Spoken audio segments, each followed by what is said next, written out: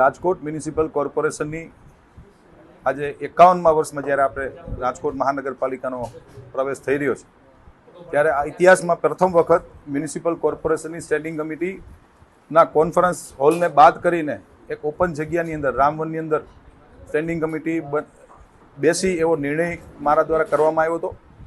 એ નિર્ણયના ભાગરૂપે આજે રાજકોટ મ્યુનિસિપલ કોર્પોરેશનની સ્ટેન્ડિંગ કમિટીની બેઠક રાજકોટ અહીંયા રામવનની અંદર હતી।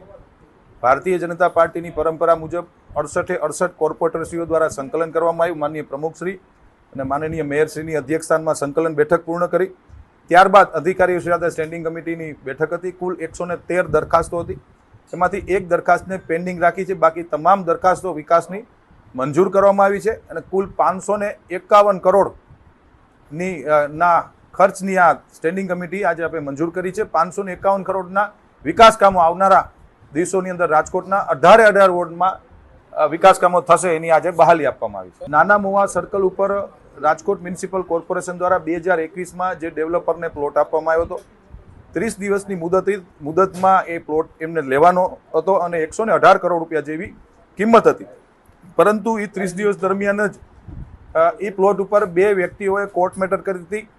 એટલે એ કોર્ટ મેટરના કારણે છેલ્લા 3 વર્ષથી આ પ્લોટનો નિર્ણય નહોતો થતો। આ દરખાસ્ત માનનીય કમિશનરશ્રી દ્વારા આજે સ્ટેન્ડિંગ કમિટીમાં મૂકવામાં આવી હતી। સ્ટેન્ડિંગ કમિટી ને એ પ્લોટ હોલ્ડર હોય એવી એમની લાગણી હતી ને લેખિતમાં એ લોકો આપ્યું છે કે ભાઈ અમને સાંભળવામાં આવે, કારણ કે અમે જ્યારે કોઈ પણ પ્રોપર્ટીઝ લેતા હોઈએ ત્યારે એ પ્રોપર્ટી ચોખ્ખી કરી દેવાની જવાબદારી કોઈ પણ માલિકની હોય છે, ચાહે પ્રાઇવેટ હોય કે સરકારી હોય। તો અમે સરકારી પ્રોપર્ટી લીધી છે, વ્હાઇટના પૈસા લઈને અમે લેવાના છે।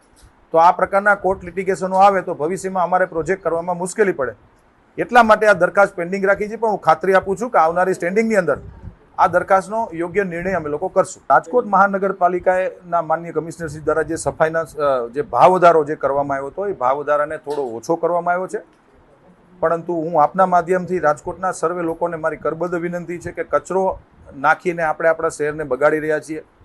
આપણું શહેર એટલે આપણું ઘર કહી શકાય છે। આપણા ઘરમાં પણ આપણે કચરો નથી નાખતા, એવી રીતે આપણે જાહેરમાં કોઈ પણ જગ્યાએ કચરો ન નાખવો જોઈએ, અન્યથા રાજકોટ મહાનગરપાલિકાએ જે દંડની જોગવાઈ કરી એ દંડ આપણે ભરવો પડશે।